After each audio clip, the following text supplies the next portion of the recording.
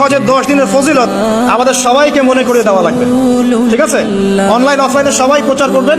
এই 10 দিন নেক আমলের জন্য একটা উৎসবের উপহার আল্লাহর পক্ষ থেকে। এই 10টা দিন যেন আমরা আল্লাহর পক্ষ থেকে এই উপহারকে কাজে লাগাই, বেশি বেশি নেক আমল করি, পরকালকে গুছিয়ে নেই।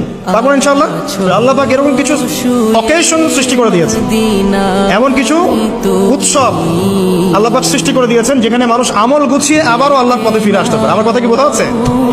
ঠিক এরকমই একটা উৎসব হচ্ছে, একটা অকেশন হচ্ছে আমলের উৎসব, সেটা হলো এই জিলহজ মাসের প্রথম 10 দিন।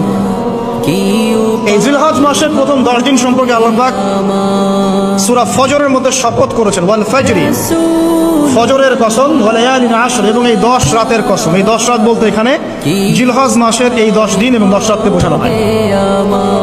এর ফজিলত সম্পর্কে নবী সাল্লাল্লাহু আলাইহি ওয়াসাল্লাম একটা হাদিসে বলছেন, সহিহ বুখারী হাদিস, আনাস রাদিয়াল্লাহু আনহু ইবনে আব্বাস রাদিয়াল্লাহু আনহুমা থেকে বর্ণিত, নবী করিম সাল্লাল্লাহু আলাইহি ওয়াসাল্লাম বলেছেন যে মা মিন আইয়ামিন আমালু সালিহু ফীহিন্না আহাব্বু ইলাল্লাহ মিন হাযিহিল আইয়ামিল আশর।